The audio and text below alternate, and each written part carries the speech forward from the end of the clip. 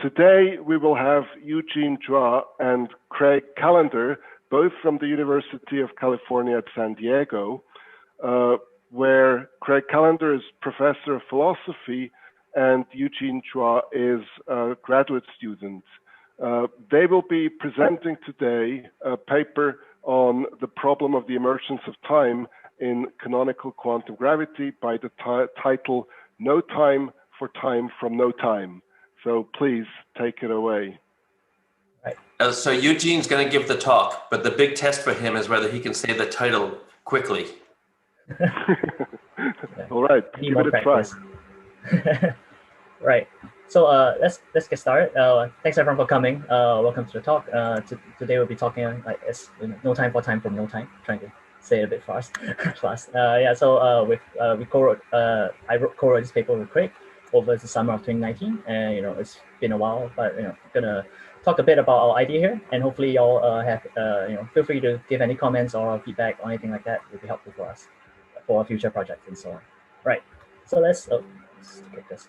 Let's start. I'll start by introducing maybe some context and talk a bit about maybe the rough idea of emergence that's going on in the background here, and maybe then we'll go into details about semi-classical time, and then we'll move on from there and talk a bit more about our argument. Right. So the context, as some of you might be aware, in programs in quantum gravity frequently involve timeless formalisms from which time is said to emerge from fundamentally timeless physics.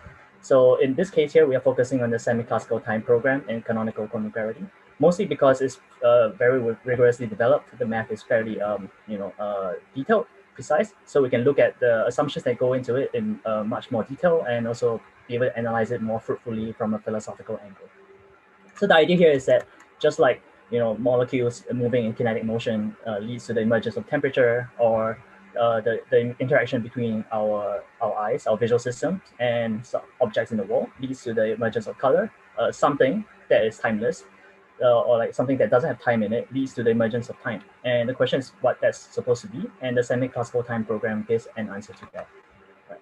So our claim here is that this derivation of time from no time, the claim that time emerges from timeless physics, requires the use of semi-classical approximations. I think that is not controversial. The issue for us is that we believe that these approximations are only physically justified for systems evolving in time, which means you kind of need time to get time out, right? Time in, time out. And if there is no time, you can't justify these approximations, and therefore you can't get to the emergence of time. So our argument broadly for all the three approximations we'll be looking at, Born-Oppenheimer, WKB, or like Wenzel-Kramer's Brion, and Decoherence. These three approximations we believe are only justified physically for systems evolving in time. And so the general argument is either we cannot apply these approximations to timeless physics, or the derivation is circular, and there was no need. If it's circular, there was no need for the emergence of time anyway, because time was already assumed to be in the background. Right. So this is kind of the image that we have in mind. So talking about justifications for physical approximations, we believe there is a minimal condition required, right? Obviously, there's a lot in the literature about what goes on in using approximation, but we're going to sort of settle for at least one basic condition, right? That is that assumptions that you put into your physical systems should be justified by having certain physical preconditions being satisfied, right? For example, the thermodynamic limit, it requires systems to have sufficiently large numbers of particles, right, relative to the scale you're in consideration, in order for them to be classified as thermodynamic at equilibrium and so on, right? And obviously this depends on what the system looks like, but the important thing is you don't need infinite numbers of particles. You just need large enough, right? And at least that seems to be the consensus, I believe, in the moment. So something like that, you need a physical justification for why approximation holds. And another example, which we kind of talked about in our paper, is classical pendulums.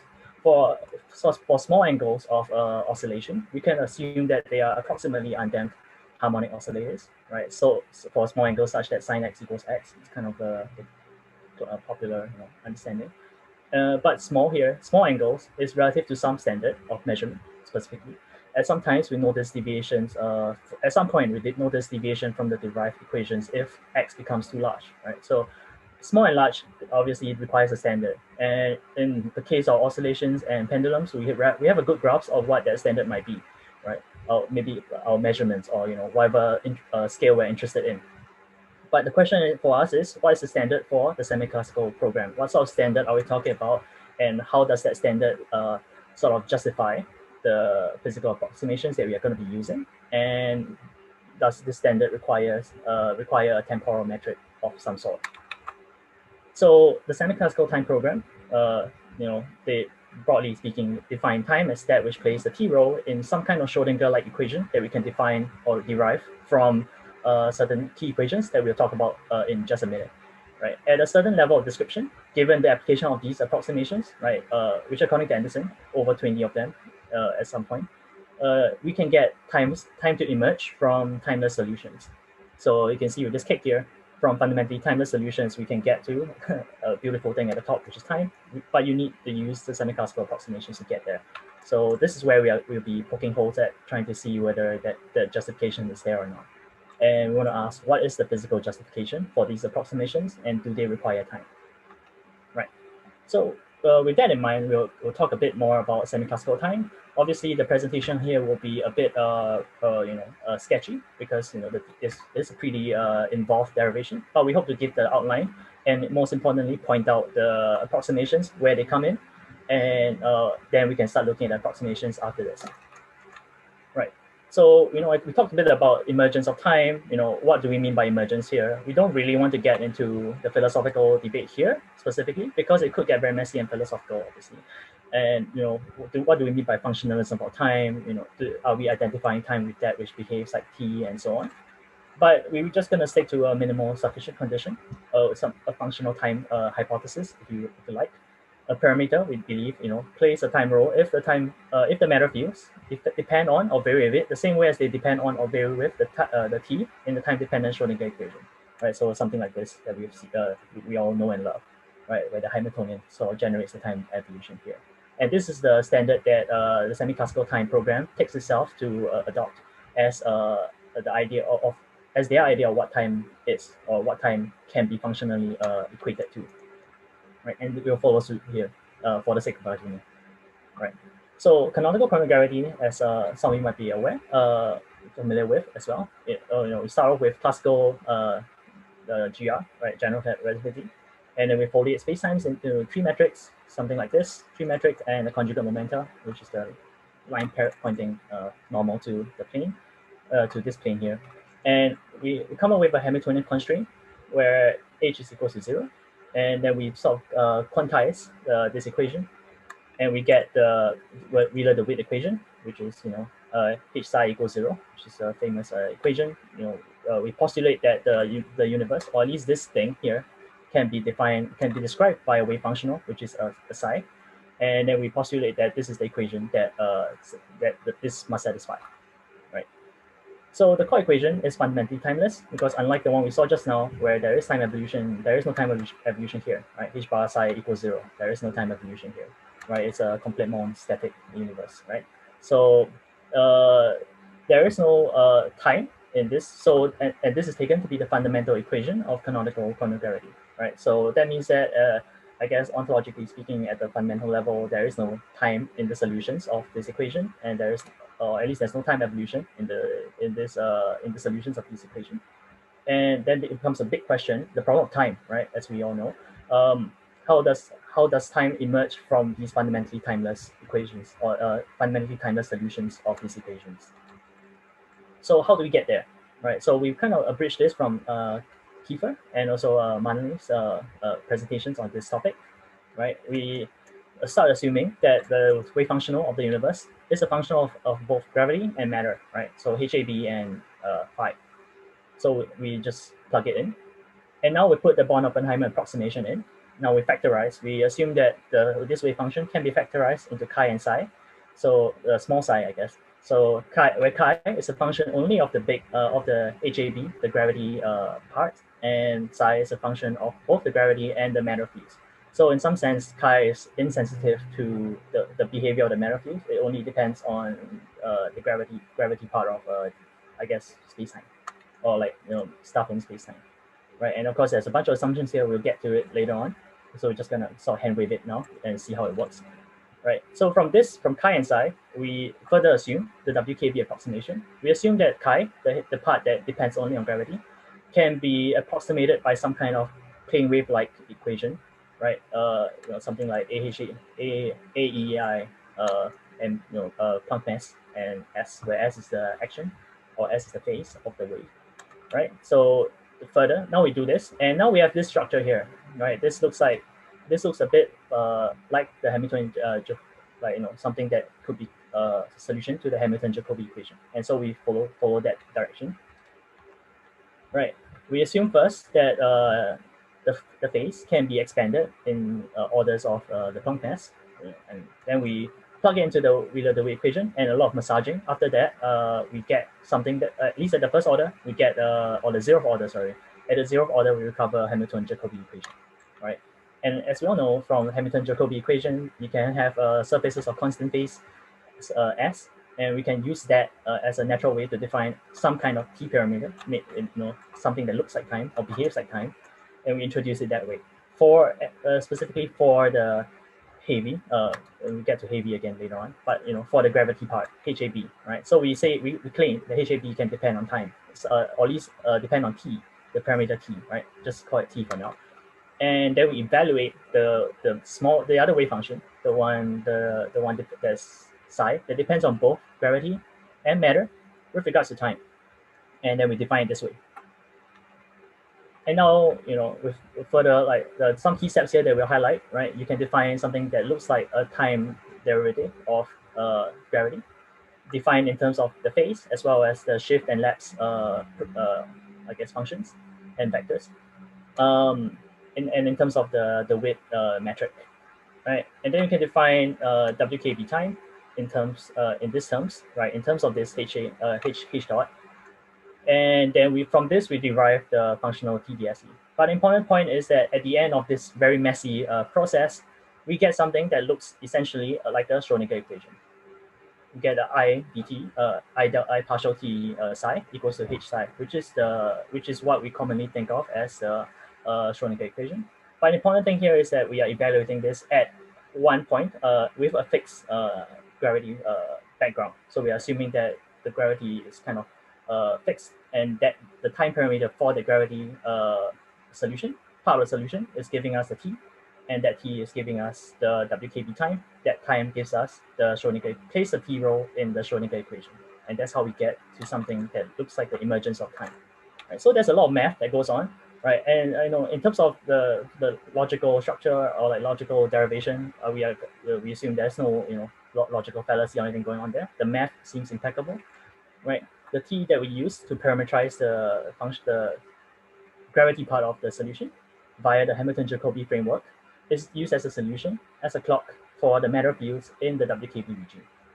And this is how we get the emergence of time. So the math, like I said, seems fine, right? So the question is, there were a few approximations that played a key role in this derivation. And the question is whether these approximations are justified or not. So now the question is whether we can justify them, right? So we'll start looking by looking at the Born-Oppenheimer approximation. You can recall that we sort of factorized the big psi into small psi and chi, right? And we have a bunch of assumptions here. We'll look at the assumptions in more detail now. So firstly, we assume for this approximation to work, typically it's assumed that the gravity part, the HAB, the metric, is much more massive than the matter fields with regards to mass, right? I guess massive. And that the chi, because it depends on only on HAB, is adiabatic with regards to the light, so-called light psi, small psi, which depends on matter field. So what this says is that basically the heavy, the chi is basically insensitive to whatever's going on the psi side of things. And we'll talk about this later when we get to decoherence.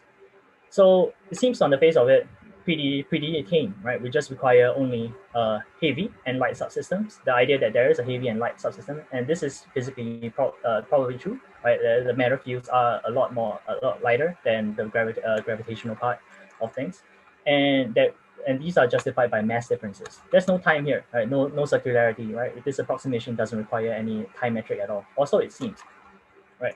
the question we want to ask is, why are differences in mass scales relevant for making the von Oppenheimer approximation at all, or the BO approximation at all? And to do this, we want to look at the standard approximation or standard procedures of applying this approximation, right?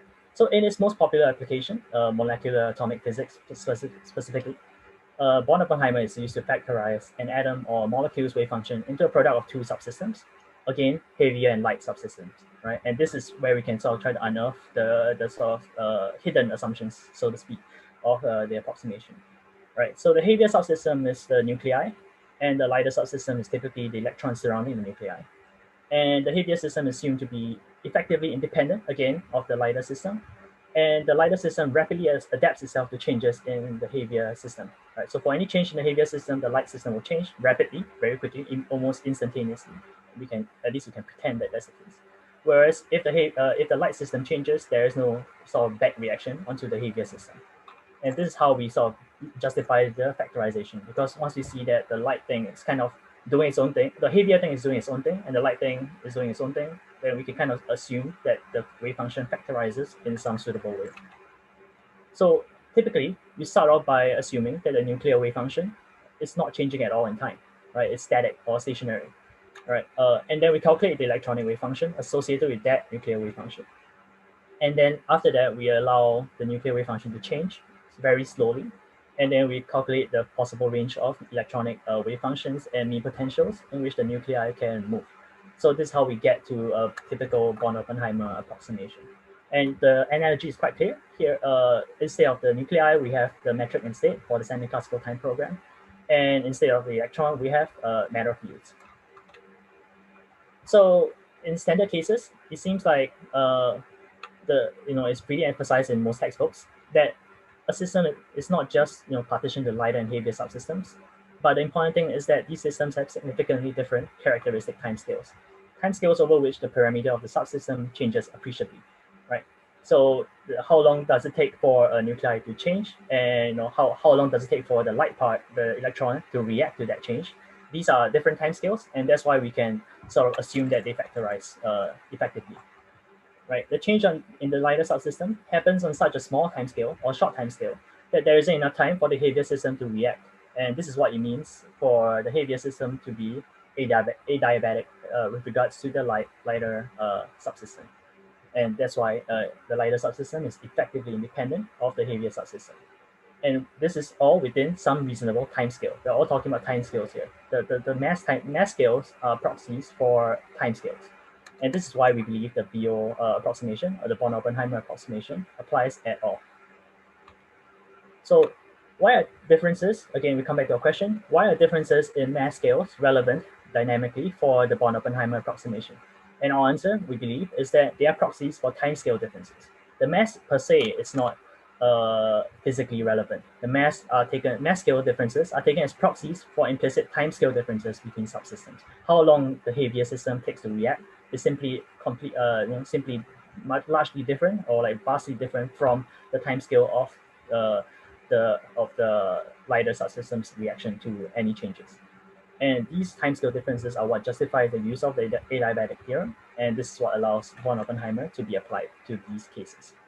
So going back to the semi-classical case, now that we have an argument that mass scales are just proxies for timescale differences, we can sort of run this dilemma for the semi-classical program, right?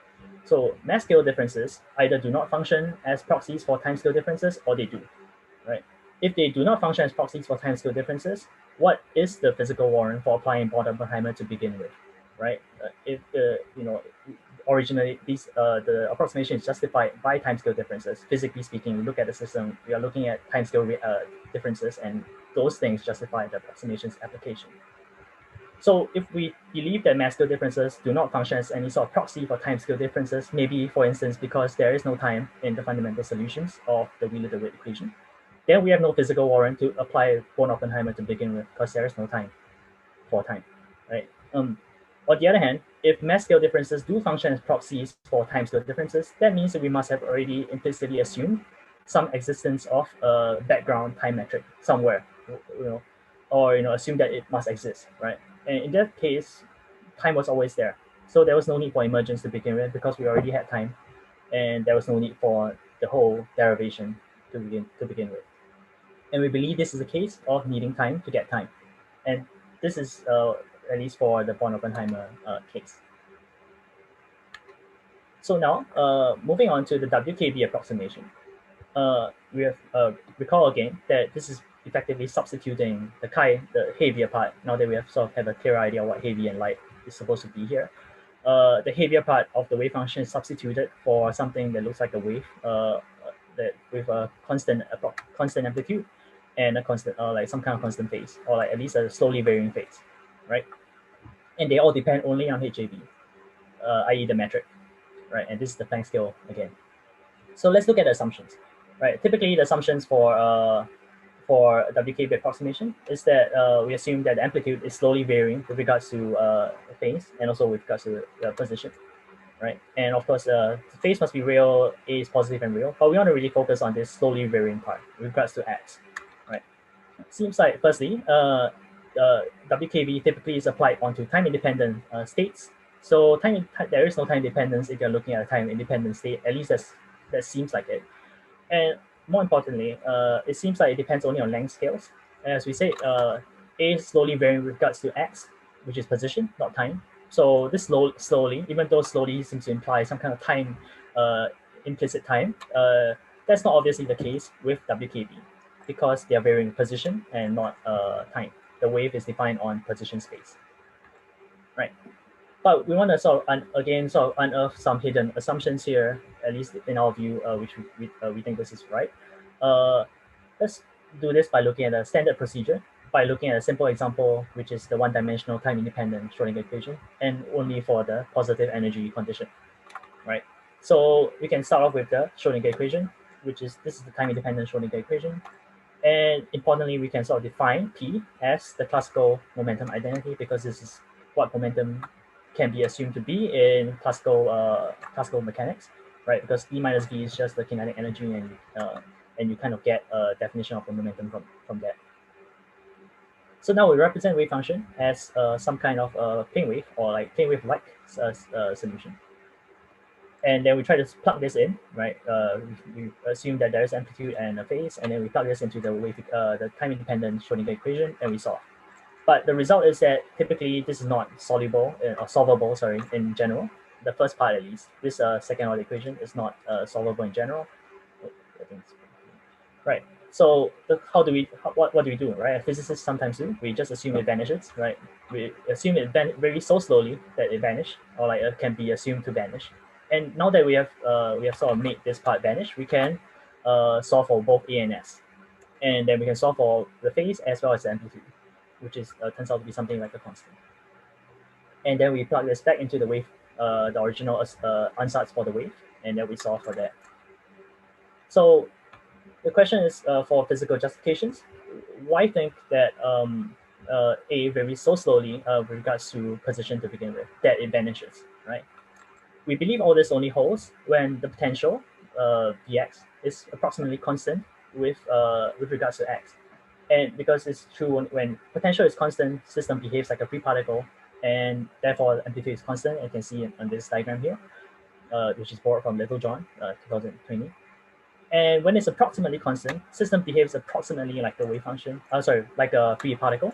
And so A varies slowly, and it becomes approximately constant as well.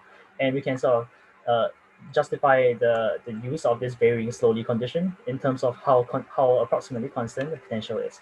And as Littlejohn puts it here, right, amplitude of the wave is constant, a constant potential, right? So it's reasonable to guess that in a slowly varying potential, it's also slowly varying, and it's slowly varying enough that you can pretend that it's constant, right, or that it vanishes. The second order change in A vanishes over time, right, over the position, right?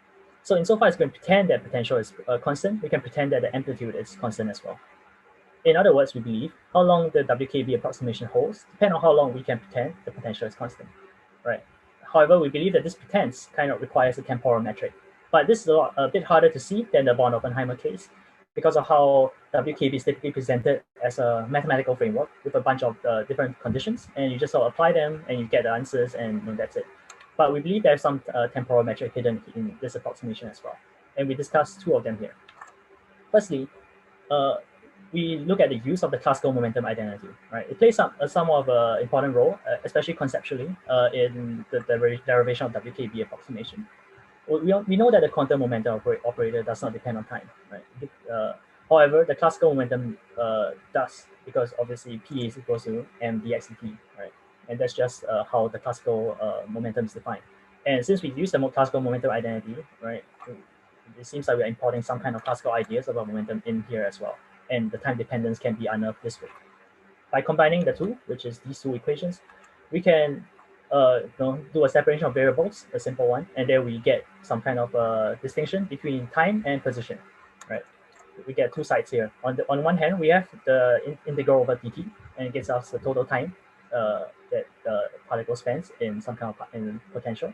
And on the other hand, we have this equation here, which is just the E minus V condition divided with the integral over dx. So for any fixed potential and m, right, if E minus V is not too large, but it's not equal to V, because then it violates the conditions, energy conditions. Then the time the t that a particle spends in an approximately constant potential is long, right? We can see here, like if E minus V is large enough, then t is short, and if it's not too large but it's not zero, or like the difference is not zero, then it is it's pretty long, right? Because this is a fairly small amount. So particle is not moving too fast in time in this case. And this means that potential does not change too much on the scale of a wavelength, right? The particle is not moving so fast through the potential that the potential is changing rapidly with regards to the particle. And this is how we believe the time metric comes in here. Because when we are talking about how well the WKB approximation holds, we are talking about how long we can pretend it holds by thinking about how long a particle spends in a approximately constant potential, t. Right. So you might say, well, this is just classical bias, right? I'm talking about particles. I'm talking about classical momentum. Maybe I'm just biased and I'm using classical ideas that shouldn't be imported to quantum mechanics, right? So we can look at it from a different way, basically from a wave perspective. We can borrow a discussion from Laurie and Zhang from 2001. So we do this by considering some system with a de Broglie wavelength propagating through an arbitrary potential, right? Even then, we can think of the time for which it propagates like a free particle, like a plane wave with a velocity v. And this depends on the scale of variation of potential. How much the potential is changing over the span of whatever box we are trying to put the system in, right? And this gives us some kind of relationship. The time scale, or like the time for which something propagates like a free particle, is the scale divided by the speed. Again, the intuitive idea is that a particle moving very fast through a potential means that the potential is changing rapidly relative to the particle, right? Or like from the particle's perspective. And we believe this sneaks in time dependence, but this is typically hidden, right? Because we can define v in terms of the wavelength, right? Lambda, and then we can define the t in terms of, we can define this relationship entirely free from velocity. So it's just wavelength, right? And then we can then pretend the t drops out, and we can just look at wavelength and positions and so on without looking at time. But this is kind of weird to begin with, because if you think about it, a particle is moving. If you're thinking of it as propagating as a free particle, it is propagating through time, right? And then if L is large, i.e. if the scale of variation is large, then the scale is small, sorry. So it's not changing too much over a long period of a long position scale, right? Then WKB approximation will be good for a long time. And if the scale of variation is small, then the WKB approximation is only good for a short period of time. So we can look at the scale of variation as a proxy for time. Right? Instead of looking at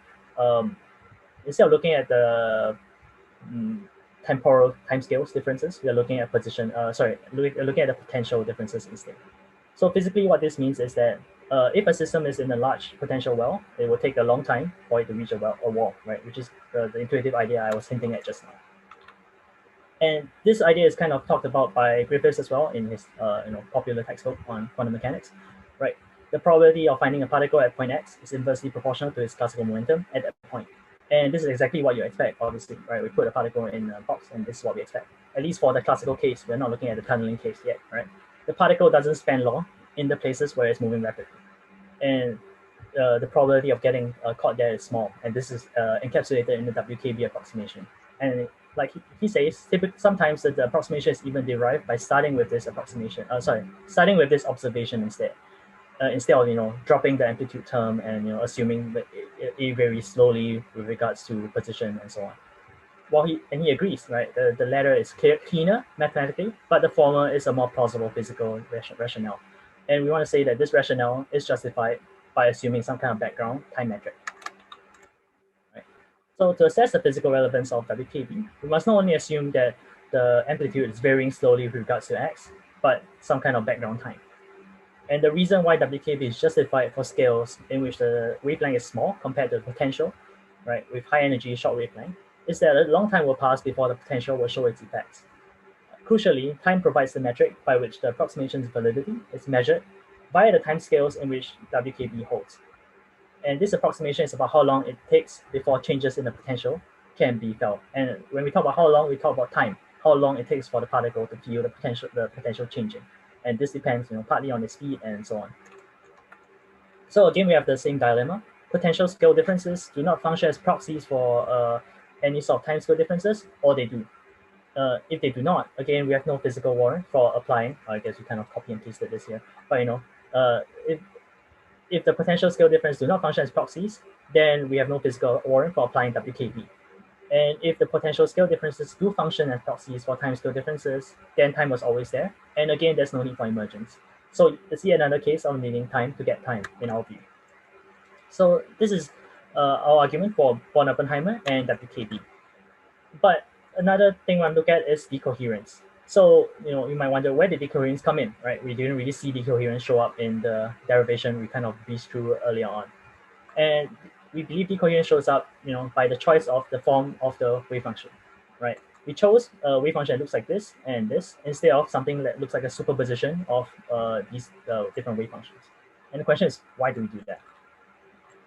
The wave equation is linear, so any arbitrary superposition of eigenstates is a possible solution. So if we have one that is like an eigenstate, we can also have a solution that is a superposition of these states and these waves. Right, so why do we assume eigenstate for both the Born-Oppenheimer and the WKB ansatz? The issue is, if we do not do this, we cannot derive a unique time metric because each branch of, so to speak, of the superposition can supply its own WKB time. And so arbitrary superpositions mean that there is no recovery of the unique time metric. And the answer to this is decoherence, and this is where decoherence comes in. If we assume the initial state of the universe, some wave functional, is an arbitrary superposition of states, decoherence will drive it into a superposition of effectively non-interacting components. As we kind of know from decoherence, generally just means that the branches no longer interact with each other in any meaningful way. There's no interference from each other. And each branch is then suitable for semiclassical time recovery because we're just going to zoom in on one branch and then we do the derivation of time from that branch and we sort of ignore the other branches. But decoherence, as well known, is a dynamical phenomenon, right? So we can look at how it works. A system in an arbitrary superposition of states interacting some environment can be defined this way. And at some time after interaction, the joint state of the environment and system will become something like this, right? The state of the system as well as the environment. Especially importantly is that the environment is a function of time, right? Because assuming that interaction happens over time at some time t. And for n equals 2, we can look at a simple case here. There is an interference between these two cases, as well as the eigenstates of both S1 and S2, i.e. the system's eigenstates. And decoherence is basically the claim that this interference washes out or disappears or vanishes over time, right? We assume that the interference vanishes over time as time goes long, and this longness is again defined in terms of a time scale, T delta or Td, right? Due to innumerable interactions with its parts, the state of environment is assumed to be rapidly approximately orthogonal under Schrodinger equation, and it washes out the interference, and then we assume that we get to the state where each branch is independent of each other. So again, time is needed for decoherence in the semiclassical program, right? But we need decoherence in order to get time to emerge because otherwise we won't get a unique WKB time and we won't be able to get to a unique time metric. So it's again a case of needing time to get time in our view. So it's a kind of Ouroboros eating its own tail, right? And in their own words, Kiefer kind of says something similar, right? Earlier in his book, 2005 book, he mentions how the prerequisite of decoherence is the validity of the semiclassical approximation for the global variable. And using using these approximations, we bring an approximate time parameter into play. However, later on he says, strictly speaking, the very concept of time makes sense only after decoherence has occurred, right? Because we kind of need decoherence in order to get time to come out. But here we just assume that we need decoherence in order to get the approximate parameter into time into play. So there's some kind of circularity going on here as well. We need to put time in somewhere or somehow in order to get time out of timeless formalism as a result, right, for decoherence. And also, as we have tried to argue, both in the Born-Oppenheimer case as well as the WKB case, the same is true. We need time to get time out, time in, time out, right? There's no way to get, at least from the approximations that they've used, there is no way to get the time to emerge from the timeless fundamental solutions of Wheeler-DeWitt equation without assuming some kind of temporal metric in applying the approximations and then getting the Schrodinger equation out of the whole thing, right? So that's our argument. Now we talk a bit about some possible replies, right? We can maybe think about some analogous cases in other parts of the literature, other parts of field physics, and see what similar cases arise. But our sort of conclusion is that there's nothing quite like the Wheeler-DeWitt case. So one case we can look at is the similar circularity that Baker, Kent, and Zurek both they all argue against decision theoretic everything's, because decision theoretic everything's claim that we can sort of justify the use of mod square amplitude as probability, and therefore get everything that needs that everything theory needs to get going. However, they believe this is circularity because you need to assume that the mod square amplitude is a kind of probability to begin with before you can demonstrate that the mod square amplitude is probability. And Wallace's reply is that the branching structure is really robustly present even without the need for probability. So we don't need probability to get branching out of the whole framework. And the standard he thinks makes it possible is that there is a Hilbert space norm that is defined on equipped on Hilbert space to begin with, and that thing is not probabilistic, even though that thing does allow us to derive probability from the whole framework. Now, whatever we make out of that debate, there's nothing similar to that which the semi-classical time program can appeal to in our view. Right? Constructing a Hilbert space norm, conserving probability without time on the solution space of Wheeler-DeWitt equation is precisely the so-called Hilbert space problem. Right? We don't have a well-defined Hilbert space on the solution space of Wheeler-DeWitt equation. And the most natural way to solve it is to identify some kind of time variable and then construct a time-conserved norm from that. Right? But of course, that wouldn't just help us because we want to use the norm to justify the derivation of time. But to get the norm, we kind of need to assume some kind of time metric and some kind of conservation over time for that norm. But we don't have that. So we can't really use that for our case here. Another similar case is in maybe foundations of quantum mechanics, where we want to show how the 3n+1 space is more fundamental and leads to the emergence of 3+1 space, right? So how does something that's in configuration space lead to the emergence of 3+1 space-time, the one that we know and love, right? So there are many ways to do this, but the important thing is that there is a lot more structure here. And again, time is already built into the framework, right? In 3n+1, the +1 is time, right? And again, in 3+1 is time. So time is already built into the whole framework. R3n comes with a metric, time comes with a metric, and this leads to the invariant sort of definite norm that comes out of the time-dependent Schrodinger equation. So again, in this case, there's time in the background, so that we can use this time to then derive other stuff out of the framework. But in the end, it's kind of a case of needing time to climb up the wall. And it seems like in the semi-classical case, we need time to climb up the wall, but then we're kicking away the ladder after because we want to say we didn't need time to begin with. But it seems to us to be an impossible situation. Though this is obviously, we don't want to say that we have sort of conclusively settled the problem. We merely want to use this as a place to start discussion, to maybe think about how maybe one might reply to these cases. But we believe that this is a genuine challenge that should be addressed by people working on semi-classical time. Right. So in conclusion, we started with the idea that the world was fundamentally timeless. the semiclassical time program claims that time arises from certain regimes looking temporal when we blur our vision. But that's not quite right in our view. Instead of blurry vision making a pattern of correlations in the wave functions look temporal, what's happened is that we are being offered time glasses. In the case of Hamilton-Jacobi framework, right? We are putting on the phase glasses and we're seeing the constant phases, and then we get T out of that, and then from that we get to WKB time and so on, right? And again, along the way, we are asked to wear more glasses with more approximations, right? WKB, Bond-Oppenheimer, decoherence, and so on. And the question is, are we justified in wearing these time glasses? And it seems like the only reason to wear them is when we already have time, and otherwise we won't be able to get the emergence of time from the semi-classical program. And that is our paper. So thanks everyone for your time, and we're happy to address any questions to our best abilities. Best of our abilities. Thanks everyone. Thank you very much. Great. Okay, so for the Q&A, I would like to ask people who would like to make a remark, a comment, ask a question or anything, write their name or write the question in the chat. And people who have a finger on what's being discussed, write F. So maybe Q and F would be a good way to distinguish them. And then I'll call on people to ask questions. So we have the first one from Manali. Please go ahead. So thanks, Eugene. I really enjoyed the talk, and I agree with much of what's been said.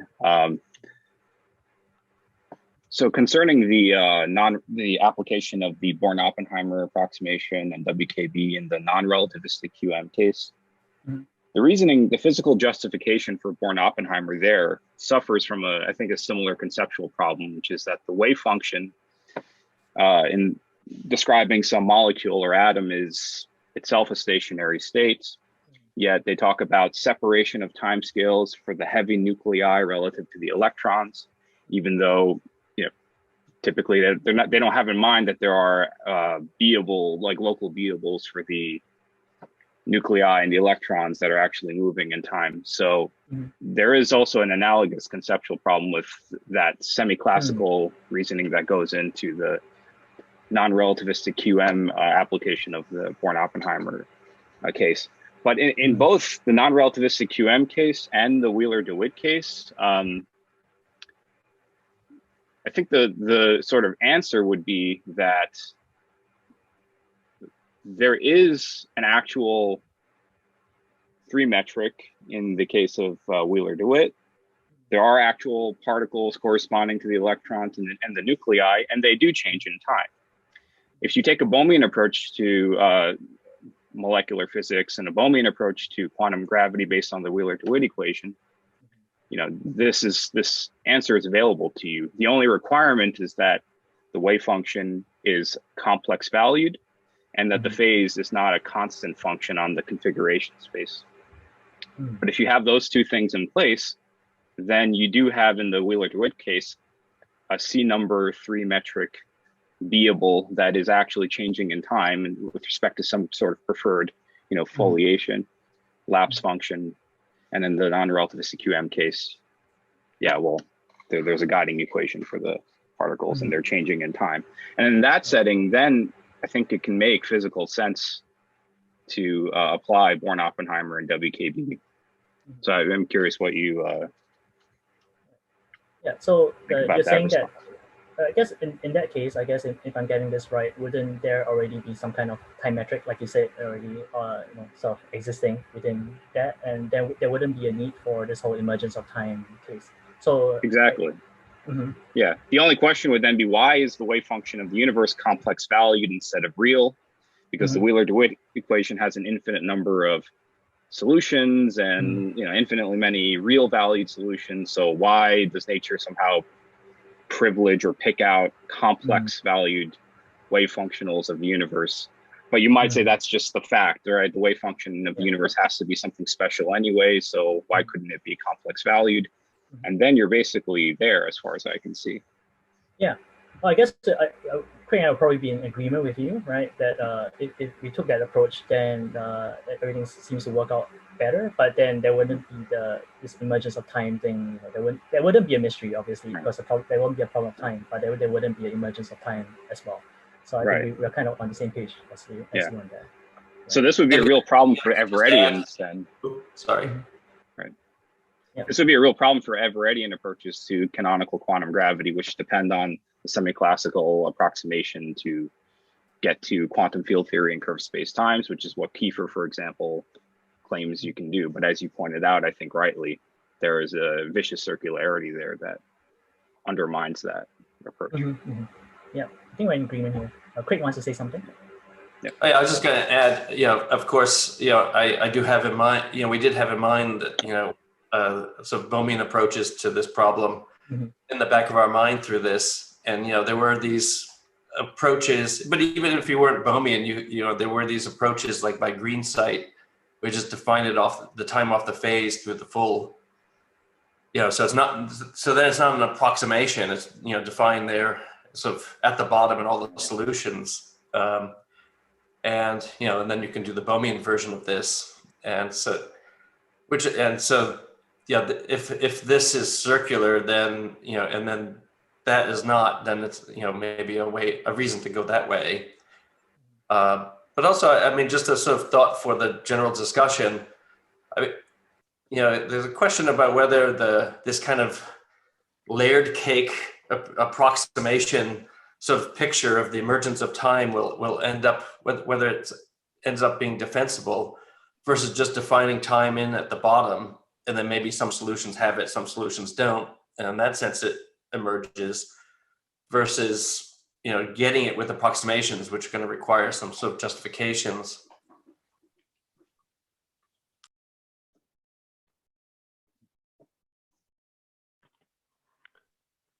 Okay, thanks a lot.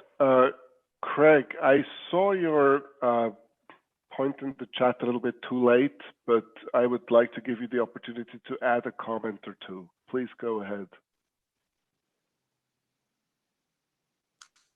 Thanks. Yeah, I just wanted to say, one objection, that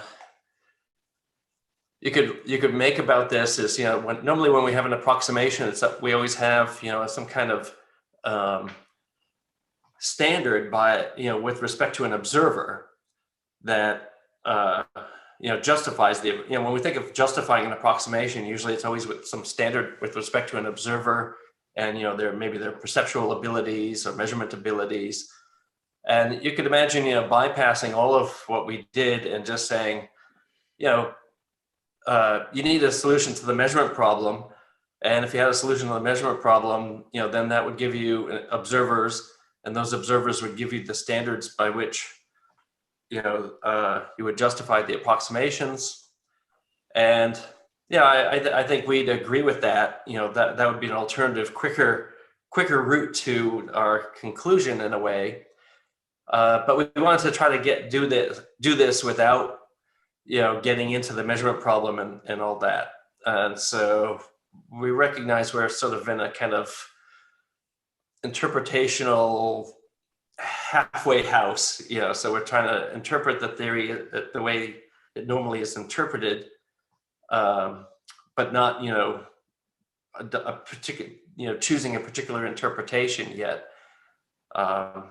So the point is, we can't prove that that there's no non-temporal justification, right? So all we could do is sort of raise suspicion by pointing out that the way those justifications are normally assumed, those approximations are normally assumed time, and we can't prove that you can't come up with a justification outside, without invoking a time. But on the other hand, why invoke it? I mean, if you are allowed to just use any approximation you want, you can get from basically any equation to any other equation.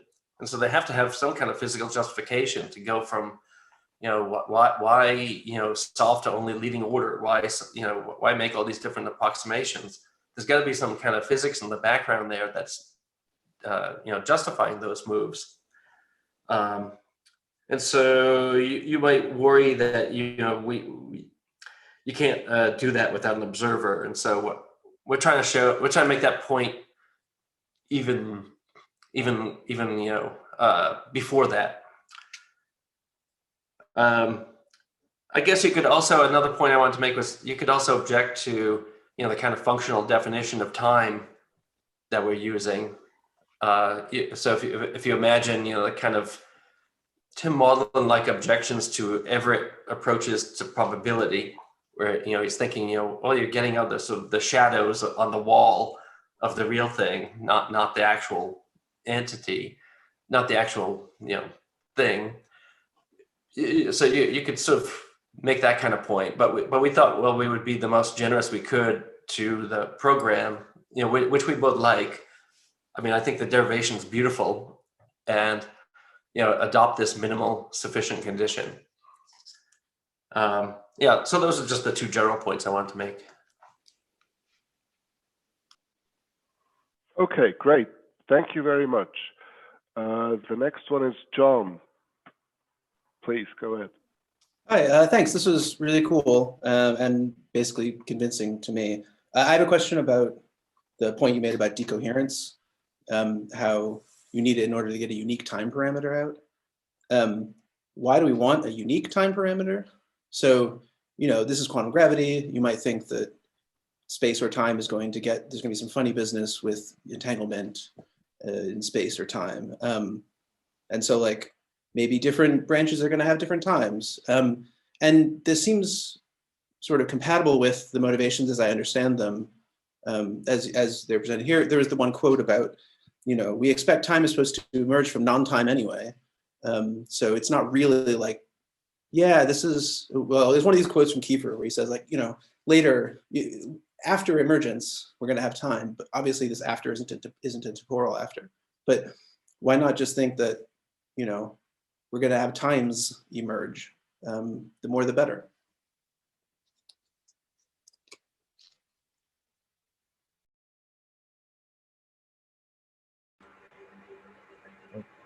Craig, you want to say something? Or,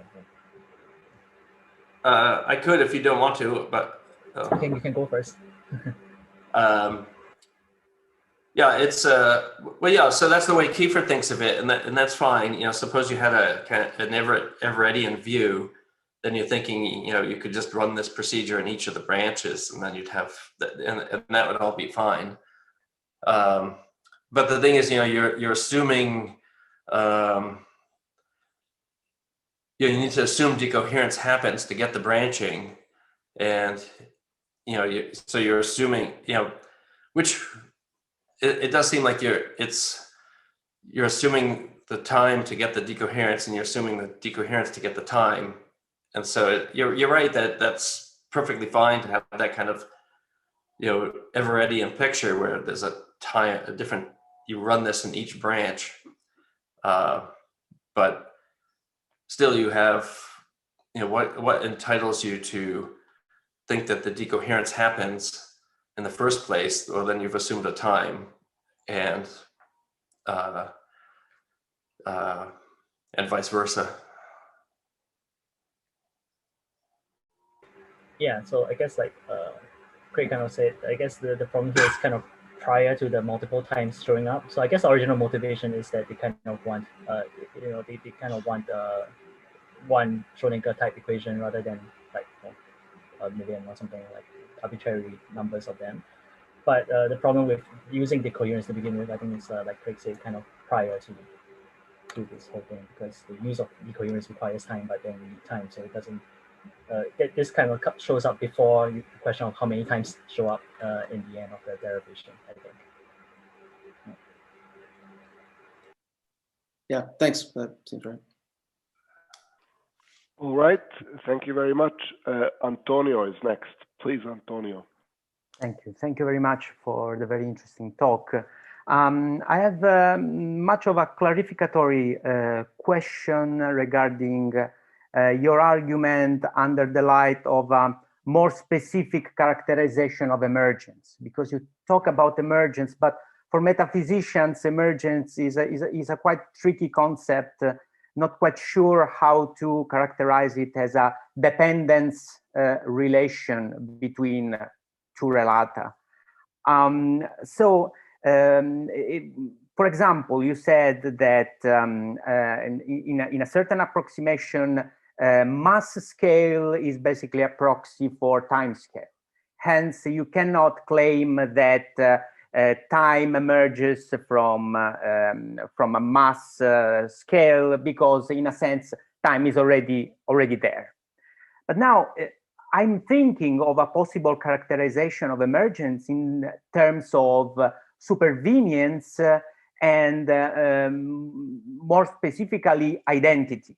So basically, when we make statements about time scales, basically we are just using a compact way to make statements about mass scales, okay? Now, my question is, can we still say in this case that time is already there? Because in no clear sense, there is a clock ticking at the fundamental level.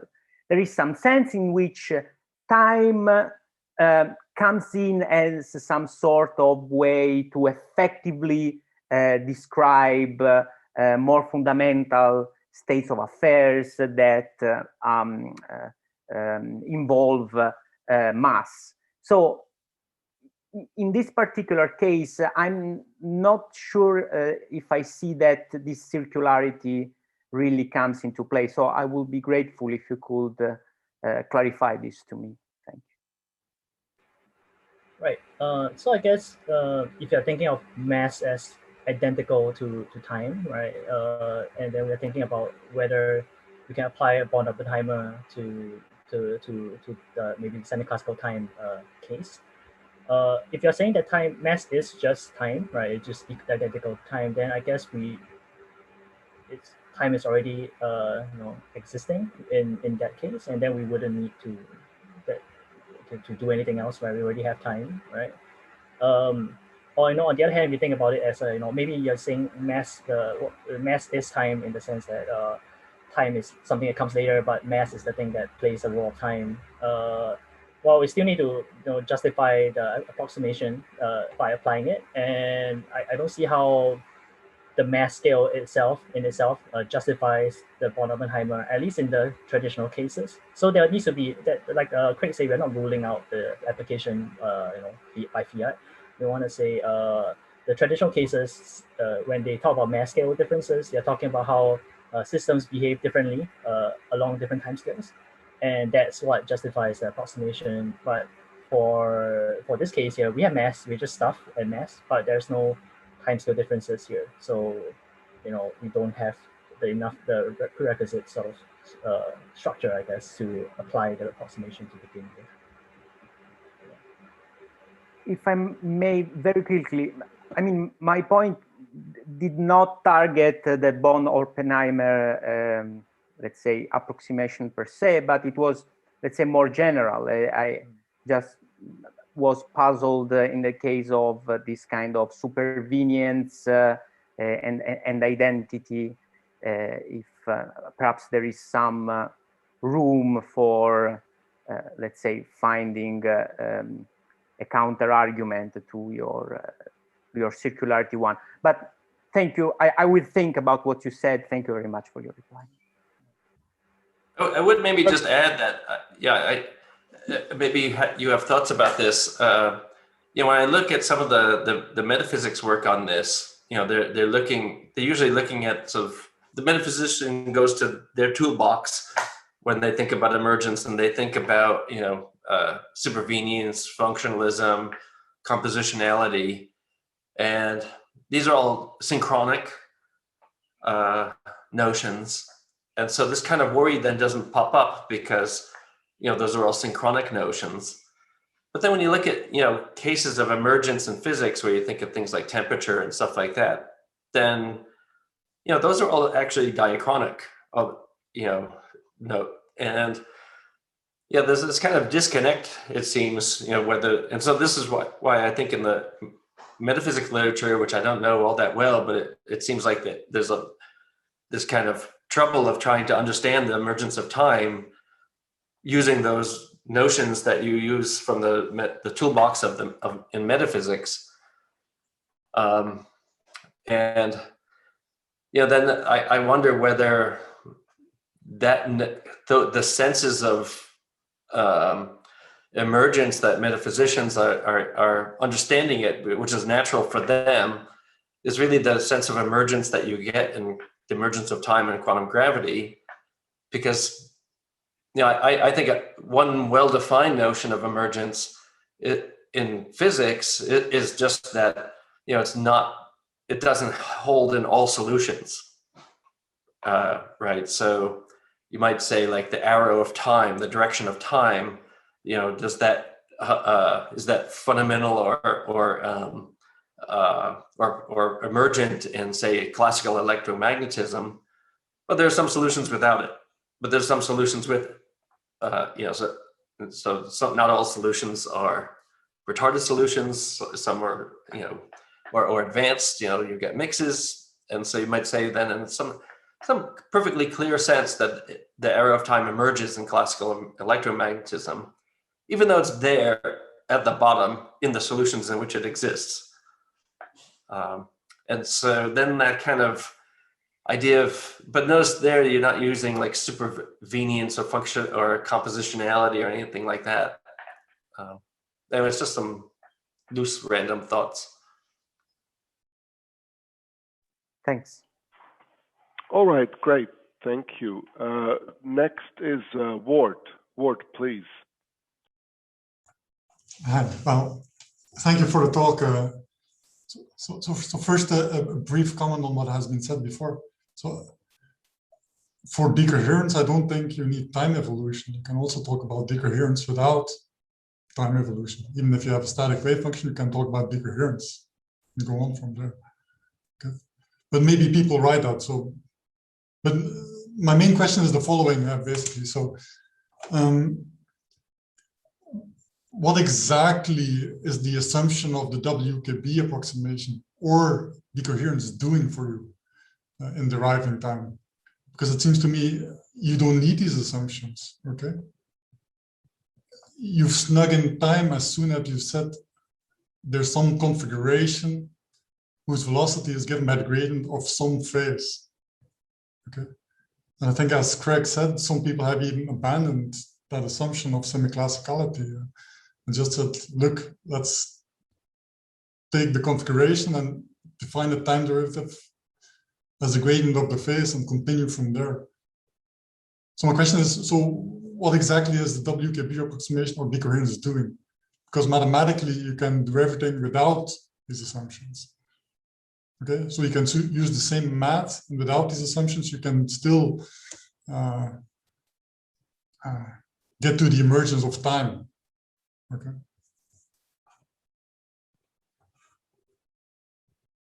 Right. So I guess with I think you're probably right that you don't need. It's not like absolute. I'm sure there's a way to do it without the WKB. I guess our point has been the standard way of doing it in semiclassical time does use the WKB, at least to our knowledge. At least the more well-known presentations of it tend to use the Born-Oppenheimer WKB, and they also talk about decoherence. So that's kind of what we are working with. But I'm probably in agreement with you that you could do it some other way, but then that wouldn't be what we, I guess, canonically call the semiclassical time program. At least that's my understanding of it. I might be wrong. Yeah, so I mean, I'm probably in agreement with you on that. Do these people say something like, you only get the emergence of time in some semiclassical regime, or do they use that in their arguments to derive time or not? Yeah, I think they do. I think at least the one we looked at, they use the WKB approximation to get something that looks like phase on configuration space, like you said, and then you get T from there, and then you use that T to define the Schrodinger equation and so on. So at least that's the one we looked at, right? So we might have missed some alternative presentation that doesn't have that, but I think this is how they typically present it, and that's why we are kind of criticizing this program specifically. Yeah, I'll just add, I mean, yeah, so you could think of this as a kind of indirect argument for going the way you and I would prefer, I think. But you know, there is something kind of nice about this. I mean, you know, when Kiefer, you know, motivates it, you know, he's thinking of like, you know, Mott's analysis of the you know, the cloud chamber, where, you know, you are given the, you know, you just start off with this time independent Schrodinger equation, and then you know, make some approximations and get out the, you know, the trajectory, you know, the kind of trajectory like things. And so you could see I have sympathy with the initial, you know, so if I was not a Bohmian and I was looking at this problem and I saw something that looked a lot like, you know, the time independent Schrodinger equation, and I was scratching my head wondering, you know, how do I get something out of this? And I looked at the Mott stuff, which then, you know, is a bunch of, you know, the Mott analysis is a kind of early decoherency type of, you know, set of approximations. And, you know, so I think the Mott stuff is beautiful. I think, you know, this kind of way that Banks and Kiefer and others have done is very beautiful. I think it does end up sneaking in time because you can't justify those approximations. And that would be better to just, you know, go on and interpret the theory and then define it off the phase. And then it's not something that emerges in an approximation, it's just there. And you could say it emerges if you want to say, well, okay, not all wave functions would do this. If it was real, then, you know, it wouldn't happen. But yeah, so I think we agree. Yeah. Well, so my main problem is, so I think WKB and decoherence and all that doesn't seem to be playing a role in the argument. They've just put in time by hand as soon as they write a dq/dt. Okay, and so by usual quantum arguments, that's not justifiable. It seems to me. You mean that first step in the WKB? Yeah. Well, no, just writing dq/dt equals something. Okay, so at that point you've introduced time. Okay. But where do they do that? Well, if you have your heavy system, I took the metric, I think. Like for chi, you have the chi of, if you go further up, so you have the chi of h, right? And then they write dh dt, okay, equals grad s, with s the phase of chi. Okay, that's how they get their time, right? Yeah, okay. And as soon as they write that, you can write that equation down, but like conceptually, what does it mean? Well, they wanted to mean, now we have an H, an actual configuration H, which evolves in time. Okay. Very much the Bohmian reaction, right? Mm-hmm. It doesn't matter that this chi is approximately classical or not. It doesn't really matter for the math. But conceptually, as soon as you write dh dt, you've introduced time. And this seems to be, to me, there's no justification from usual quantum mechanics to do that.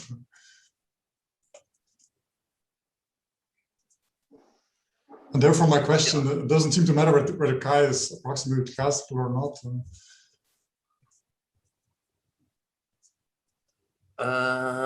Right, and then like on the last line on your slides now, like H here is this classical configuration, which depends on time, right? You've plugged that into the wave function.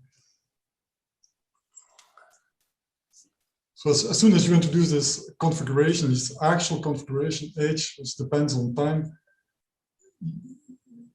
you've snug in time, sneak it in.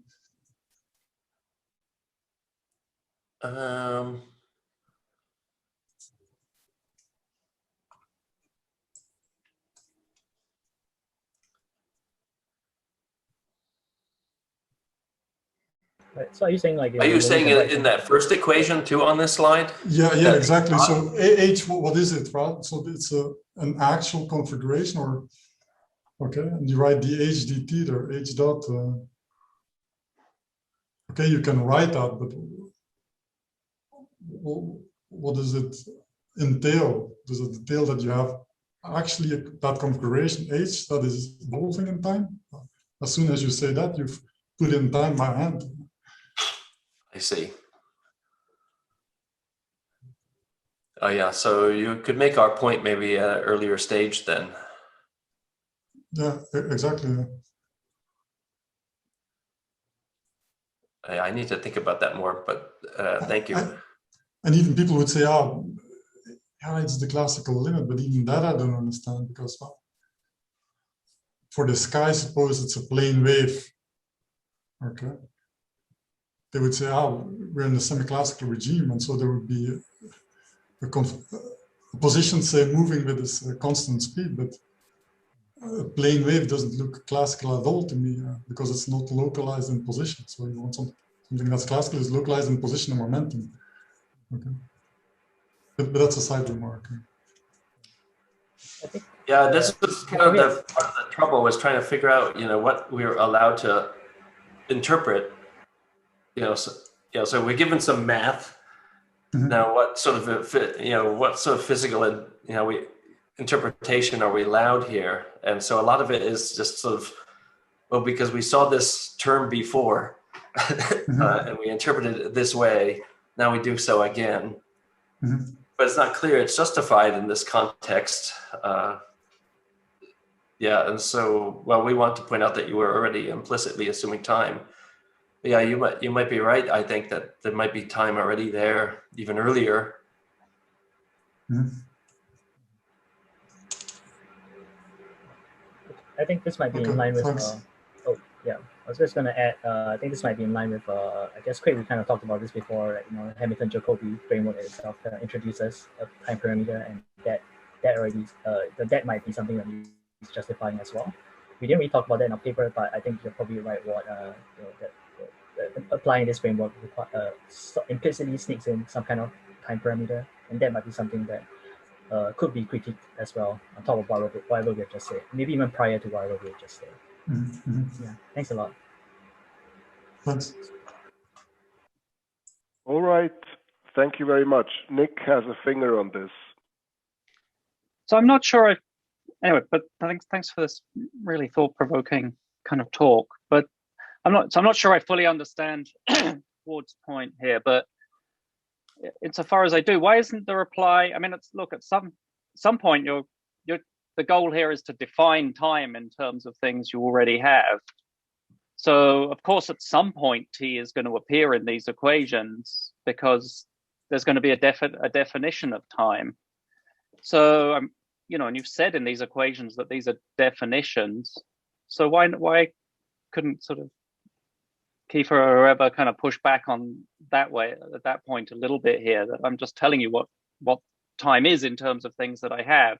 I'm not necessarily assuming the sort of Hamilton-Jacobi formulation. I'm kind of postulating that that's the connection between, the way I'm going to get to time.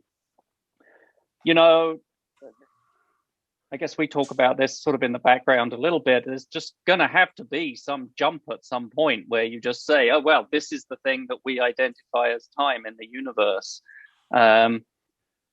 That seems to me what's sort of happening here. And maybe that definition's not quite right because that sort of sounds too conventional, but there's going to have to be some sort of empirical ansatz that I've just defined a quantity. I can do that by convention, and that is what we identify as time. So that seemed to what I would say back to Ward. It doesn't really touch the other points you made. What do you think of that? Well, so I agree with you, Nick. You should define it in terms of the things you have, right? And here you basically just have the wave function. Okay, but if you look at this H dot equation, you're assuming even more there already. There's an actual configuration H. Okay, what justifies that? So yeah, and so, well, so fair enough. I wasn't really addressing that point. I guess it was okay. That seems a bit separate from whether you're assuming time or not.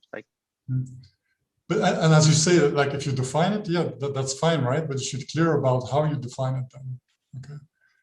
And then there's the worry, okay, so you can define it as is there on the slides, right? That's fine to me, but then there might be some ambiguity. So why did you take configuration H and not another configuration to get your time out? Okay. And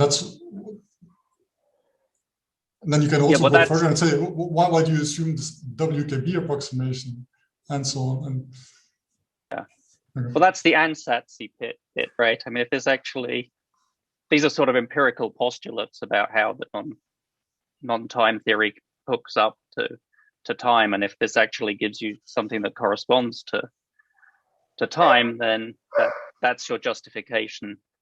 So there isn't going to be a sort of, I don't think, you can't expect a sort of full a priori sort of justification for time and being identified in this way. You do some reasonable moves and, you know, make some guesses, and if they work out, then that's good. If they don't, then you try something else.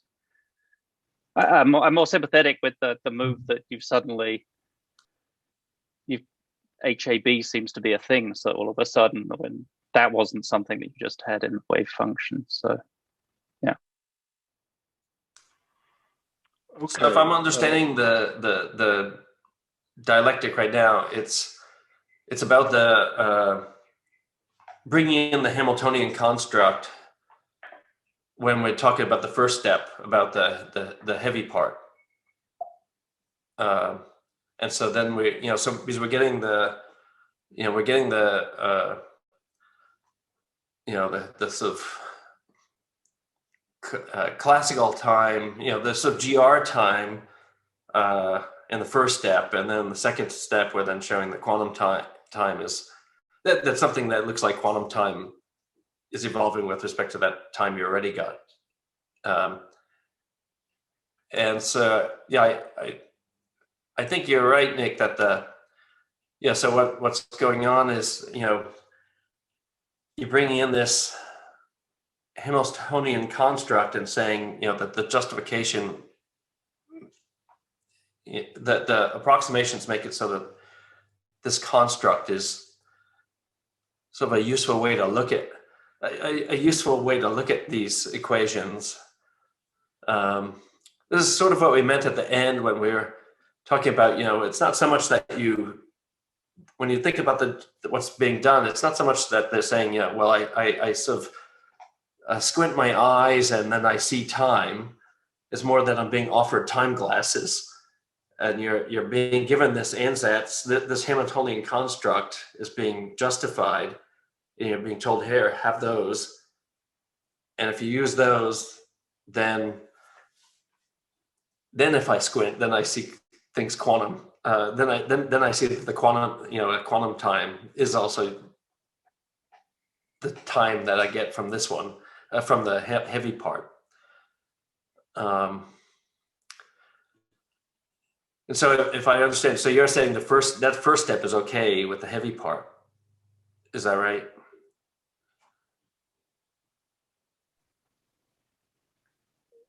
Yeah, I think so.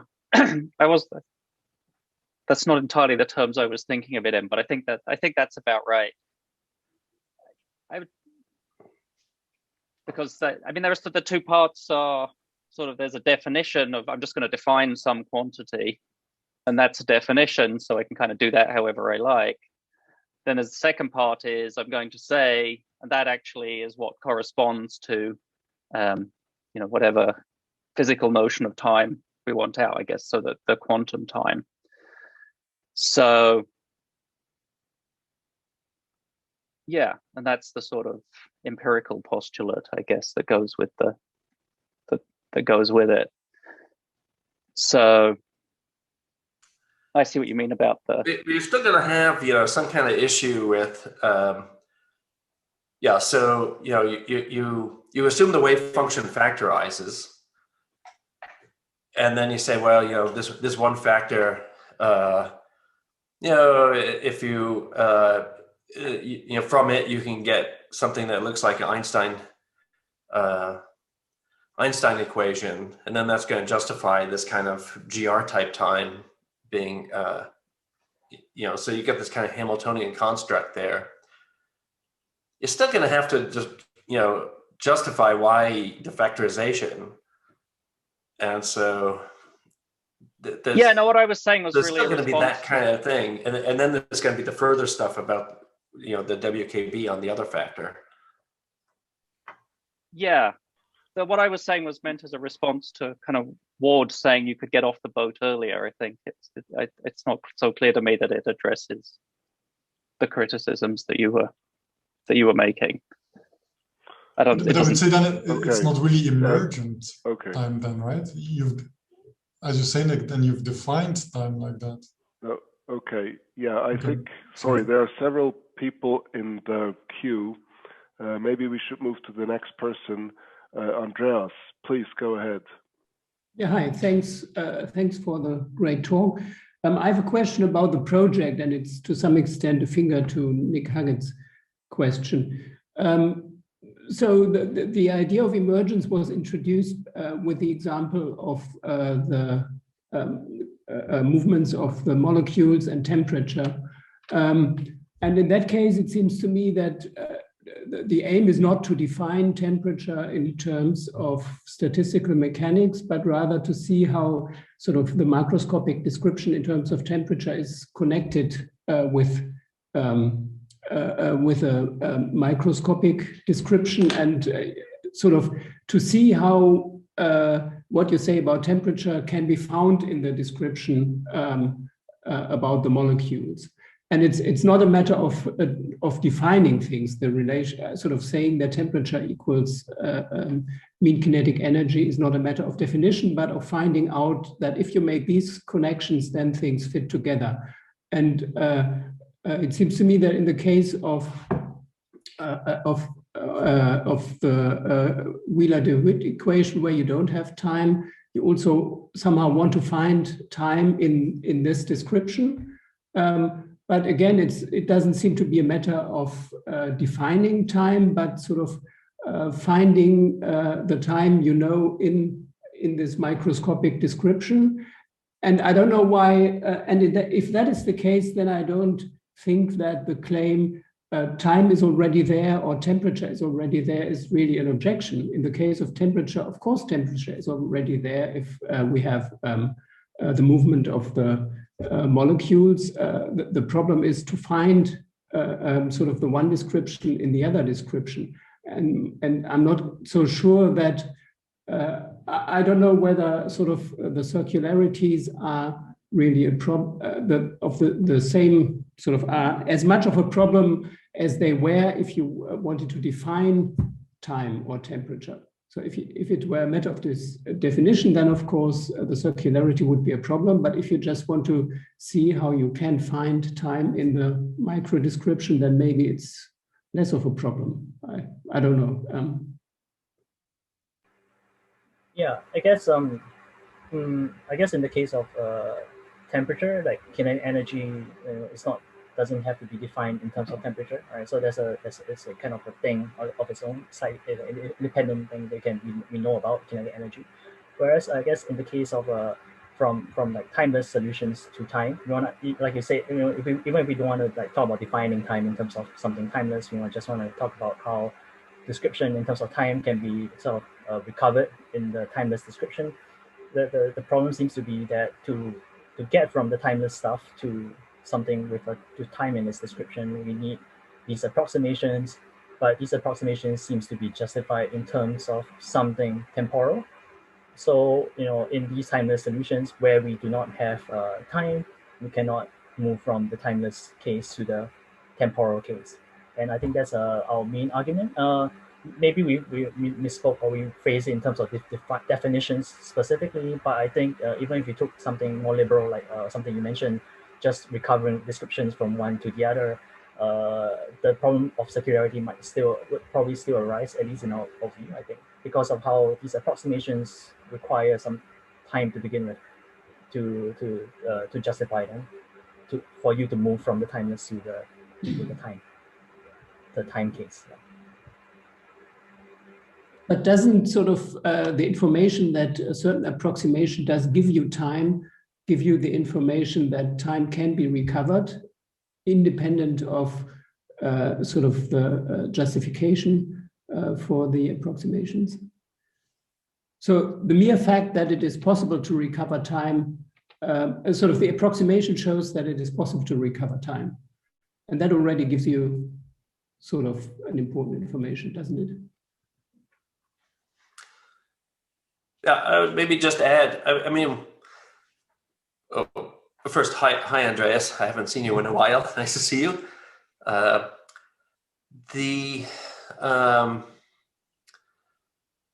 shoot, now I just,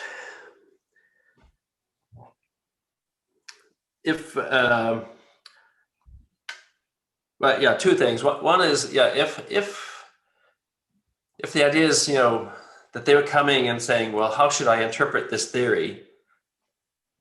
You know, what things should I call time, or something like that? That I can sort of see what you're saying, that, you know, if we, but then I think it doesn't really fit with the way they talk about this.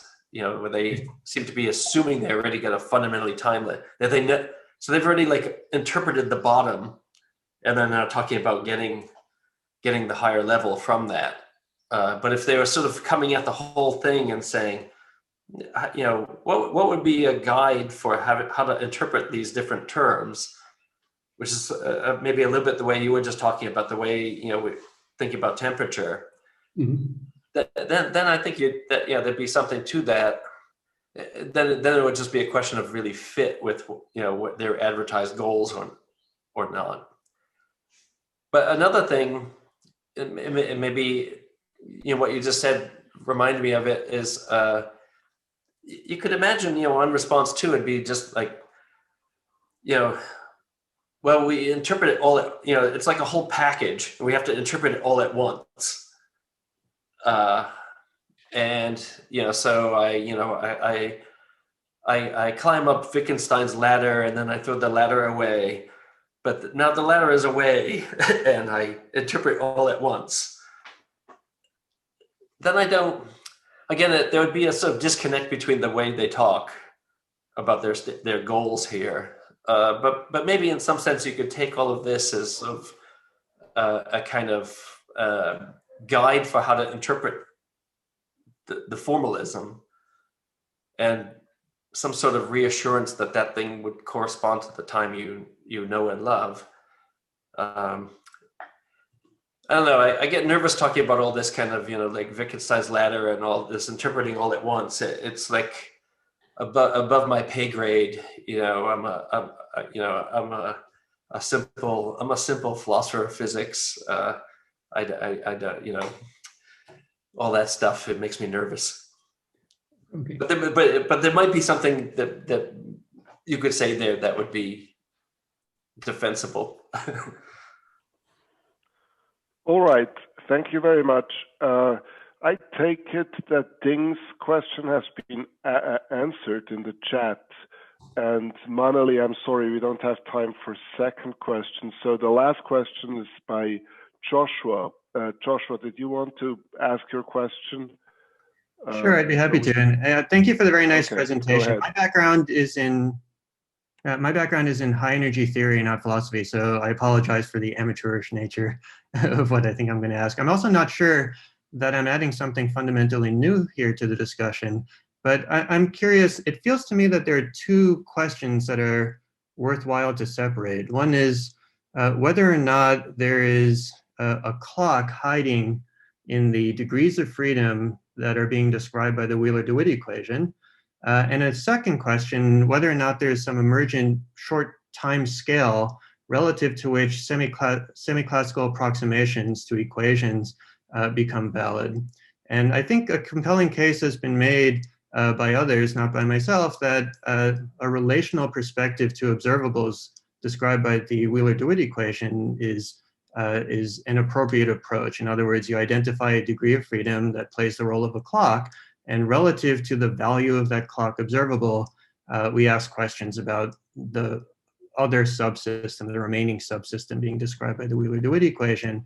And once you have that emergent notion of time, the secondary question is, do the equations that follow agree with those of general relativity or whatever the physical system is that includes general relativity being portrayed. So I suppose my question then becomes, is it the case or not that we're allowed to start with the presumption that there is a clock in the system? Otherwise, I'm not sure that there actually is a nice way to interpret the Wheeler-DeWitt equation. And once you have a clock, are these other questions somewhat secondary, or are they more fundamental? Yeah, I just say that's what this is all about. Is so what entitles you to say that something plays the role of a clock? And so they are, well, in this semi-classical program, they are choosing a bunch of approximations and then saying, here, this can be a clock. So the heavy, it's a very pretty picture, because the idea is, you've got the system, there's no time, you cut it up into subsystems, and then you show that one can play the role of a clock for the other. And so you can, imagine a system like with no energy, but then, I could cut it up into subsystems, and one could have energy with, and, if you think, one could have a non-trivial energy if I cut that up. And so you can see how that you get a kind of time dependence arising from division of things of the system into subsystems. But what really gets you that division, what gets you the idea that one subsystem is a clock, well, you need a bunch of approximations on this approach. And if those approximations already require time, then you've already solved your problem. Okay, thank you. All right, great. Thank you very much. Please join me in thanking the speakers once again.